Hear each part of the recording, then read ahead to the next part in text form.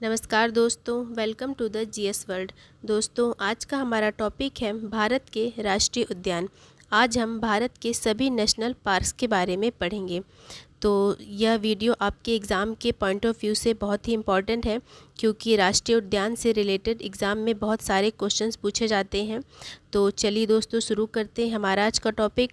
मैं आपको बीच बीच में बताती रहूँगी कि किस राज्य के कौन से राष्ट्रीय उद्यान से किस प्रकार के क्वेश्चंस पूछे जाते हैं।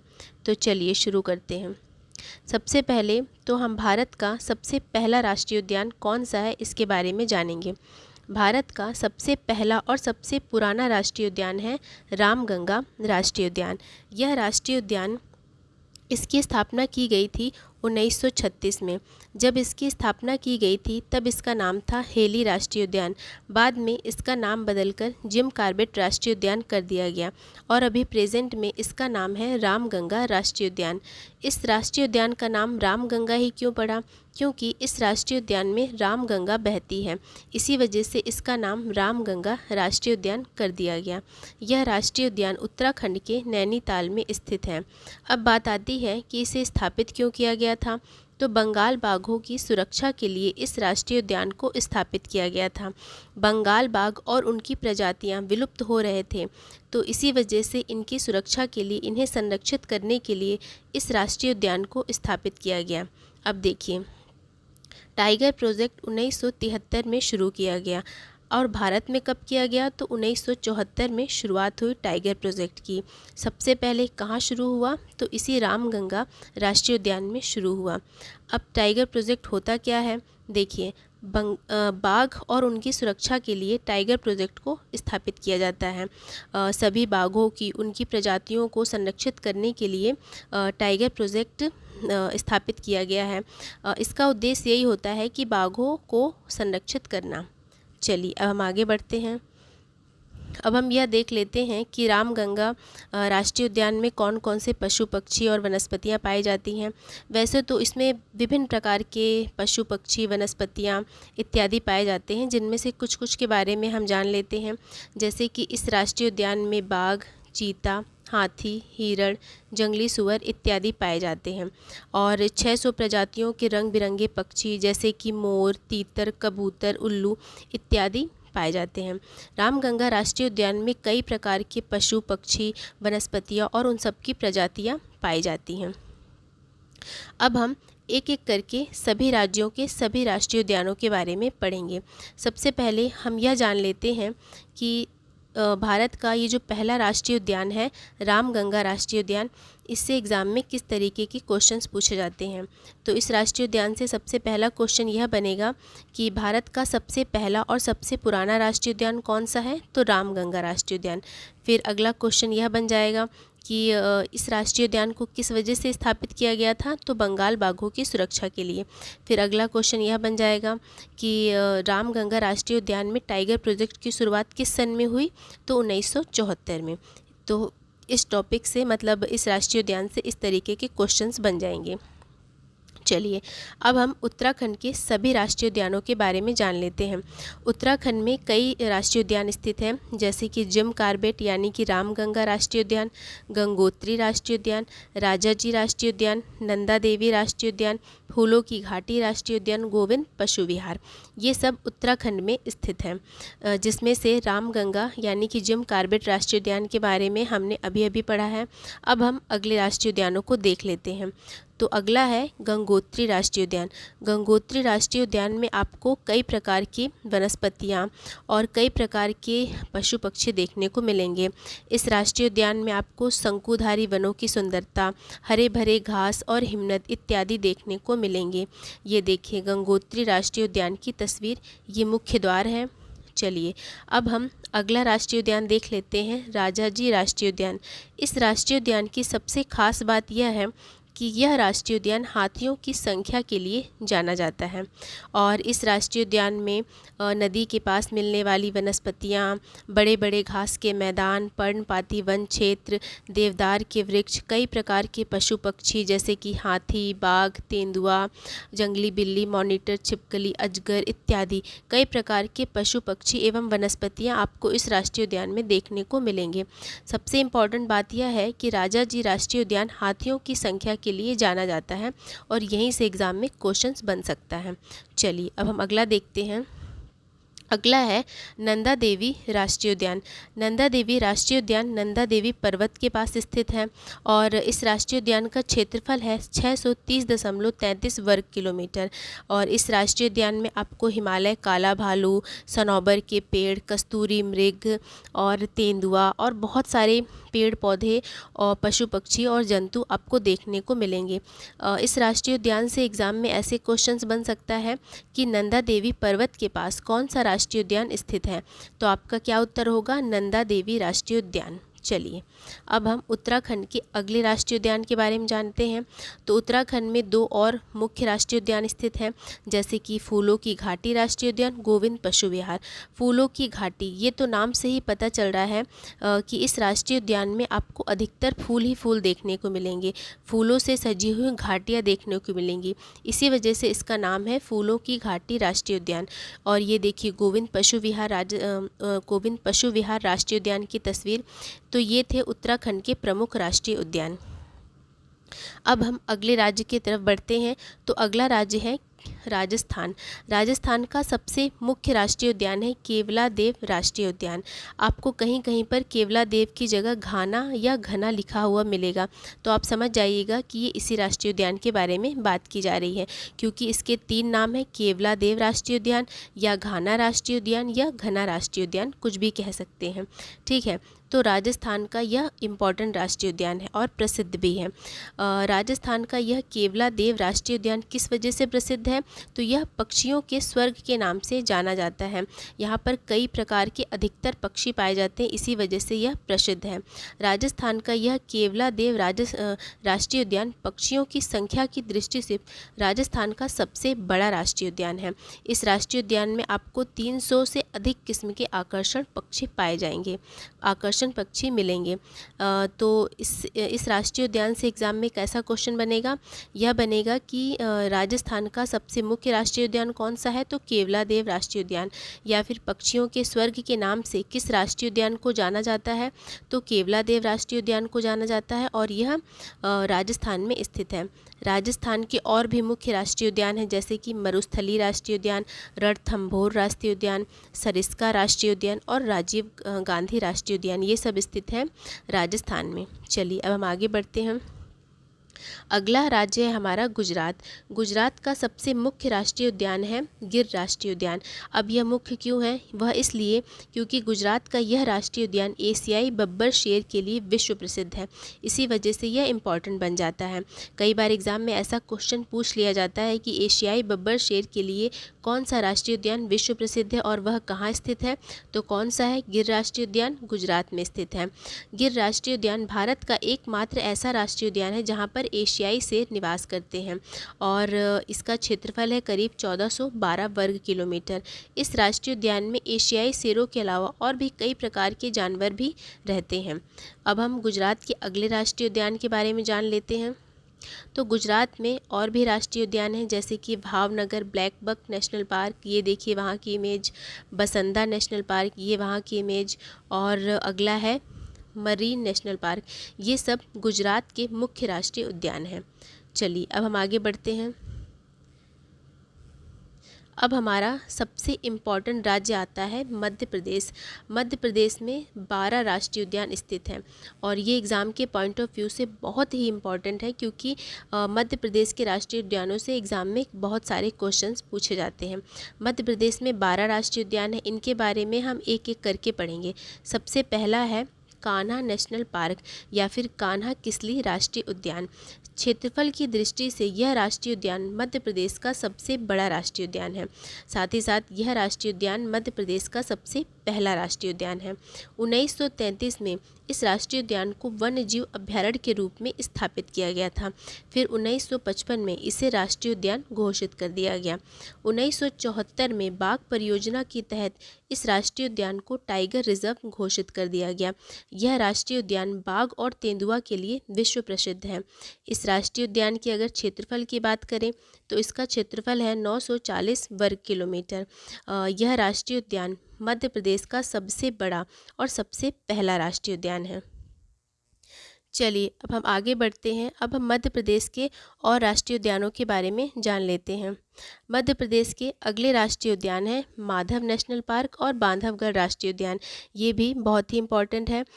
1993 में बाघ परियोजना के तहत बांधवगढ़ राष्ट्रीय उद्यान को टाइगर रिजर्व घोषित कर दिया गया था। देखिए मध्य प्रदेश में आपको 6 टाइगर रिजर्व देखने को मिलेंगे, जिनके बारे में मैं आगे बताऊंगी। चलिए अब हम आगे बढ़ते हैं। मध्य प्रदेश के अगले राष्ट्रीय उद्यान है पन्ना राष्ट्रीय उद्यान और सतपुड़ा राष्ट्रीय उद्यान। सतपुड़ा राष्ट्रीय उद्यान मध्य प्रदेश के होशंगाबाद में स्थित है। अगला है पेंच राष्ट्रीय उद्यान। पेंच राष्ट्रीय उद्यान का क्षेत्रफल है 293 वर्ग किलोमीटर और इस राष्ट्रीय उद्यान के बीच में पेंच नदी बहती है। चलिए अब हम आगे बढ़ते हैं। अब हम मध्य प्रदेश के और राष्ट्रीय उद्यान के बारे में जानते हैं। तो अगला है संजय राष्ट्रीय उद्यान। संजय राष्ट्रीय उद्यान जिला सीधी में स्थित है और इसका क्षेत्रफल है 667 वर्ग किलोमीटर।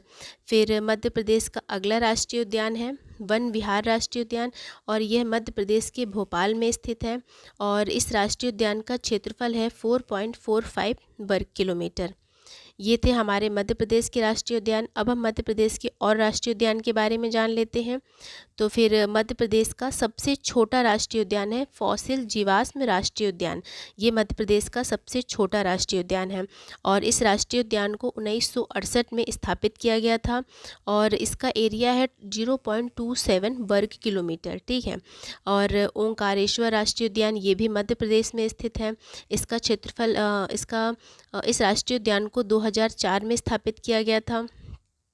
डायनासोर जीवाश्म राष्ट्रीय उद्यान, इस राष्ट्रीय उद्यान को 2010 में स्थापित किया गया था और मध्य प्रदेश का सबसे लास्ट 12वां राष्ट्रीय उद्यान है कूनो राष्ट्रीय उद्यान। इस राष्ट्रीय उद्यान को 2018 में स्थापित किया गया था। चलिए अब हम मध्य प्रदेश के टाइगर रिजर्व के बारे में जान लेते हैं। तो मध्य प्रदेश में 6 टाइगर रिजर्व हैं। कौन कौन से? कान्हा किसली राष्ट्रीय उद्यान, पन्ना राष्ट्रीय उद्यान, सतपुड़ा राष्ट्रीय उद्यान, संजय राष्ट्रीय उद्यान, पेंच राष्ट्रीय उद्यान और बांधवगढ़ राष्ट्रीय उद्यान। तो ये थे मध्य प्रदेश के 6 टाइगर रिजर्व। चलिए अब हम आगे बढ़ते हैं। अब अगला राज्य है हमारा महाराष्ट्र। अब हम महाराष्ट्र के राष्ट्रीय उद्यानों के बारे में जान लेते हैं। तो महाराष्ट्र में चंदौली राष्ट्रीय उद्यान स्थित है, गूगामल राष्ट्रीय उद्यान स्थित है। गूगामल राष्ट्रीय उद्यान में बाघ, मगरमच्छ, जंगली हिरण इत्यादि आपको देखने को मिलेंगे। महाराष्ट्र का अगला राष्ट्रीय उद्यान है टाडोबा राष्ट्रीय उद्यान। क्या है? टाडोबा राष्ट्रीय उद्यान। यह महाराष्ट्र का इम्पोर्टेंट राष्ट्रीय उद्यान है क्योंकि यह महाराष्ट्र का सबसे पुराना और सबसे बड़ा राष्ट्रीय उद्यान है। ठीक है। और इस राष्ट्रीय उद्यान को टाइगर रिजर्व घोषित कर दिया गया है। तो मध्य प्रदेश से महाराष्ट्र से ऐसा क्वेश्चन बन जाएगा कि महाराष्ट्र का टाडोबा राष्ट्रीय उद्यान महाराष्ट्र का सबसे पुराना और सबसे बड़ा राष्ट्रीय उद्यान है। ठीक है। चलिए अब हम महाराष्ट्र के अगले राष्ट्रीय उद्यान के बारे में जान लेते हैं। तो महाराष्ट्र में और भी राष्ट्रीय उद्यान स्थित हैं, जैसे कि संजय गांधी राष्ट्रीय उद्यान और नवेगांव राष्ट्रीय उद्यान। संजय गांधी राष्ट्रीय उद्यान में आपको 250 प्रकार के प्रवासी पक्षियों का घर देखने को मिलेगा। साथ ही साथ 1000 से अधिक विभिन्न पौधों की प्रजातियाँ मिलेंगी और लंगूर, हिरण, तेंदुए, बाघ इत्यादि पशु आपको देखने को मिलेंगे। तो महाराष्ट्र से कैसे क्वेश्चंस बनेंगे? महाराष्ट्र से सबसे पहला क्वेश्चन तो यह बनेगा कि महाराष्ट्र का सबसे पुराना और सबसे बड़ा राष्ट्रीय उद्यान कौन सा है? तो टाडोबा राष्ट्रीय उद्यान। और महाराष्ट्र में वो कौन सा राष्ट्रीय उद्यान है जिसे टाइगर रिजर्व घोषित कर दिया गया है? तो टाडोबा राष्ट्रीय उद्यान। और भी बहुत सारे क्वेश्चंस बन जाएंगे इस राष्ट्रीय उद्यान से। चलिए अब हम आगे बढ़ते हैं। अब हम अगला राज्य देखते हैं गोवा। गोवा में सिर्फ एक ही राष्ट्रीय उद्यान आपको देखने को मिलेगा, वो है मोल्लेम राष्ट्रीय उद्यान। ये रही उसकी इमेज। और अगला है गोवा में एक अभ्यारण्य भी बहुत ही इम्पॉर्टेंट है जिसके बारे में मैंने आपको बताया है, वह है महावीर भगवान अभयारण्य क्या है, इसे महावीर भगवान अभयारण्य या महावीर अभयारण्य के नाम से जाना जाता है। और ये भारत का सबसे छोटा पक्षी अभयारण्य है। ठीक है, ये इम्पॉर्टेंट है कि भारत का सबसे छोटा पक्षी अभयारण्य कौन है, तो महावीर अभयारण्य, ये स्थित है गोवा में। चलिए अब हम आगे बढ़ते हैं। अब हमारा अगला राज्य है कर्नाटक। कर्नाटक में आपको कई सारे राष्ट्रीय उद्यान देखने को मिलेंगे, जैसे कि बांदीपुर राष्ट्रीय उद्यान। इस राष्ट्रीय उद्यान को 1974 में टाइगर प्रोजेक्ट के अंतर्गत टाइगर रिजर्व टाइगर रिजर्व घोषित कर दिया गया है। और बनेरघट्टा राष्ट्रीय उद्यान, जिसे 1971 में स्थापित किया गया था। और यह राष्ट्रीय उद्यान कर्नाटक का इम्पॉर्टेंट राष्ट्रीय उद्यान है। इस राष्ट्रीय उद्यान में आपको भारतीय तेंदुआ, गोल्डन जैकल, जंगली सुअर और भी बहुत सारे पशु पक्षी और उनकी प्रजातियां देखने को मिलेंगी। और कर्नाटक में और भी राष्ट्रीय उद्यान हैं, जैसे कि अंसी राष्ट्रीय उद्यान, कुद्रेमुख राष्ट्रीय उद्यान, नागरहोल या राजीव राष्ट्रीय उद्यान, ये सभी कर्नाटक के राष्ट्रीय उद्यान हैं। चलिए अब हम केरल के राष्ट्रीय उद्यान के बारे में बात करते हैं। तो केरल में सबसे पहला राष्ट्रीय उद्यान है एराविकुलम राष्ट्रीय उद्यान, एराविकुलम नेशनल पार्क। फिर अगला है साइलेंट वैली नेशनल पार्क, इसका नाम आपने बहुत ही सुना होगा। यह एक सदाबहार जंगल है और इसकी स्थापना 1984 में हुई थी। फिर केरल का अगला राष्ट्रीय उद्यान है अनामुडी शोला नेशनल पार्क, मथिकेतन शोला राष्ट्रीय उद्यान और पदपादुम राष्ट्रीय उद्यान, ये सब केरल के राष्ट्रीय उद्यान हैं। अब हम केरल के एक और इम्पॉर्टेंट राष्ट्रीय उद्यान के बारे में बात करते हैं, जिसका नाम है पेरियार राष्ट्रीय उद्यान। यह मुख्य क्यों है? यह मुख्य इसलिए है क्योंकि केरल का पेरियार राष्ट्रीय उद्यान हाथियों के संरक्षण के लिए प्रसिद्ध है। और यह राष्ट्रीय उद्यान मुख्य रूप से भारतीय बंगाल बाघ और हाथियों के लिए विश्व प्रसिद्ध है।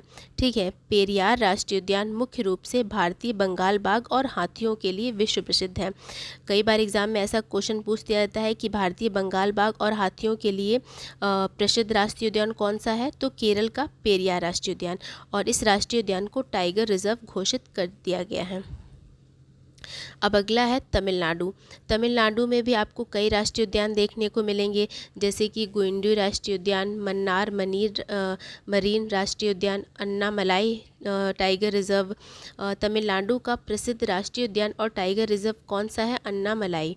ठीक है, और Mudumalai national park, Mukurthi national park, ये सब तमिलनाडु के राष्ट्रीय उद्यान हैं। अब हम अगला देखते हैं जम्मू कश्मीर। जम्मू कश्मीर से आपको कई सारे राष्ट्रीय उद्यान देखने को मिलेंगे, जैसे कि दाचीगाम राष्ट्रीय उद्यान, हेमिस राष्ट्रीय उद्यान, काजीनाग राष्ट्रीय उद्यान, किश्तवाड़ राष्ट्रीय उद्यान, सलीम अली राष्ट्रीय उद्यान। और हेमिस राष्ट्रीय उद्यान जो है यह हिम तेंदुओं के लिए जाना जाता है। तो ये इम्पॉर्टेंट हो जाता है यहाँ से कि जम्मू कश्मीर का कौन से राष्ट्रीय उद्यान है जो हिम तेंदुओं के लिए जाना जाता है, तो हेमिस राष्ट्रीय उद्यान है। चलिए अब हम अगला देखते हैं। अगला है सिक्किम। सिक्किम से आपको कंचनजंगा राष्ट्रीय उद्यान देखने को मिलेगा। कंचनजंगा का नाम तो आपने सुना ही होगा। कंचनजंगा सिक्किम में स्थित है। और भारत की सबसे ऊंची चोटी कौन सी है? K2 Godwin Austen. और दूसरी सबसे ऊंची चोटी है कंचनजंगा। तो अगला हम देखते हैं अरुणाचल प्रदेश। अरुणाचल प्रदेश से आपको नामदफा राष्ट्रीय उद्यान देखने को मिलेगा। 1983 में इस राष्ट्रीय उद्यान को स्थापित किया गया था और 1983 में ही इसे टाइगर रिजर्व भी घोषित कर दिया गया। यह नामदफा राष्ट्रीय उद्यान विश्व का एकमात्र ऐसा राष्ट्रीय उद्यान है जिसमें बड़ी बिल्ली की 4 प्रजातियां देखने को मिलेंगी, जैसे कि बाघ, तेंदुआ, हिम तेंदुआ, क्लाउडेड लेपर्ड। ठीक है, तो नामदफा राष्ट्रीय उद्यान यहीं से इम्पॉर्टेंट हो जाता है कि विश्व का एकमात्र वो कौन सा राष्ट्रीय उद्यान है जिसमें बड़ी बिल्ली की 4 प्रजातियां देखने को मिलती हैं। और कौन कौन सी उन प्रजातियों के नाम क्या हैं? तो क्या नाम है? बाघ, तेंदुआ, हिम तेंदुआ और क्लाउडेड लेपर्ड। और ये कहाँ पर स्थित है? नामदफा राष्ट्रीय उद्यान में स्थित है। और नामदफा राष्ट्रीय उद्यान अरुणाचल प्रदेश में स्थित है। तो अरुणाचल प्रदेश में एक और राष्ट्रीय उद्यान स्थित है जिसका नाम है मौलिंग राष्ट्रीय उद्यान। चलिए हम आगे बढ़ते हैं। अब हम असम के राष्ट्रीय उद्यानों के बारे में बात करते हैं।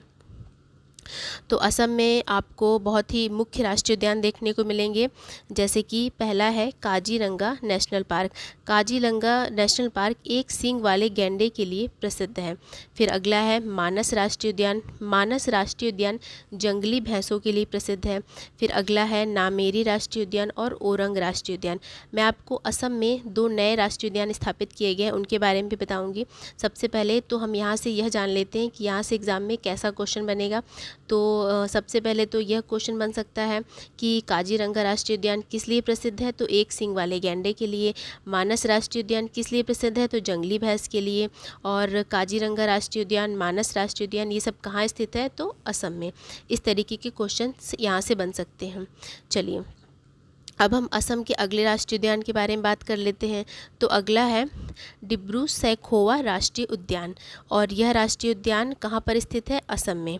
ठीक है, और यह राष्ट्रीय उद्यान जंगली पानी भैंस, हुलॉक, गिब्बन, बाघ और हाथी इत्यादि के लिए प्रसिद्ध है। फिर अगला राज्य हम देखते हैं मणिपुर। मणिपुर में बहुत ही मुख्य राष्ट्रीय उद्यान स्थित है, जिसका नाम है केबुल लामजाओ राष्ट्रीय उद्यान। मणिपुर में एक झील है, लोकटक झील। उस झील में विश्व का एकमात्र तैरता हुआ राष्ट्रीय उद्यान स्थित है, जिसका नाम है केबुल लामजाओ नेशनल पार्क। मैंने आपको बताया था कि असम में 2 नए राष्ट्रीय उद्यान स्थापित किए गए हैं, जिनके बारे में मैं आपको बताने वाली हूँ। तो असम में 2 नए राष्ट्रीय उद्यान कौन कौन से हैं, देहांग पटकाई या देहिंग पटकाई राष्ट्रीय उद्यान, और अगला है रायमोना राष्ट्रीय उद्यान। चलिए अब हम आगे बढ़ते हैं। अब हम बिहार के राष्ट्रीय उद्यान के बारे में जान लेते हैं। तो बिहार में एक ही राष्ट्रीय उद्यान है, वाल्मीकि राष्ट्रीय उद्यान। झारखंड में भी एक ही राष्ट्रीय उद्यान है, बेतला राष्ट्रीय उद्यान। उड़ीसा की बात करते हैं तो उड़ीसा में सिमलीपाल राष्ट्रीय उद्यान स्थित है। फिर छत्तीसगढ़ की बात करते हैं तो छत्तीसगढ़ में इंद्रावती राष्ट्रीय उद्यान स्थित है, और इंद्रावती नदी के किनारे बसा हुआ है यह राष्ट्रीय उद्यान, और यह छत्तीसगढ़ का एकमात्र टाइगर रिजर्व है।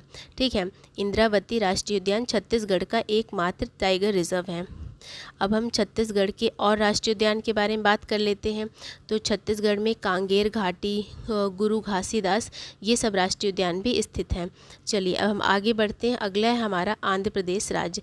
आंध्र प्रदेश में वेंकटेश्वर और पापीकोंडा राष्ट्रीय उद्यान स्थित हैं।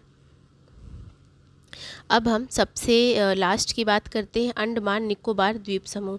इसमें से भी, यहाँ से भी आपको कई सारे राष्ट्रीय उद्यान देखने को मिलेंगे, जैसे कि साउथ बटन आइलैंड राष्ट्रीय उद्यान, कैंपबेल बे राष्ट्रीय उद्यान, महात्मा गांधी मरीन राष्ट्रीय उद्यान, माउंट हैरियट राष्ट्रीय उद्यान, नॉर्थ बटन आइलैंड राष्ट्रीय उद्यान, मिडिल बटन आइलैंड राष्ट्रीय उद्यान, रानी झांसी समुद्री राष्ट्रीय उद्यान, सैडल पीक राष्ट्रीय उद्यान, गलातिया राष्ट्रीय उद्यान। ये सारे राष्ट्रीय उद्यान अंडमान निकोबार द्वीप समूह में आपको देखने को मिलेंगे। तो दोस्तों ये था हमारा राष्ट्रीय उद्यान का टॉपिक। उम्मीद है आपको मेरा यह वीडियो पसंद आया होगा। धन्यवाद दोस्तों।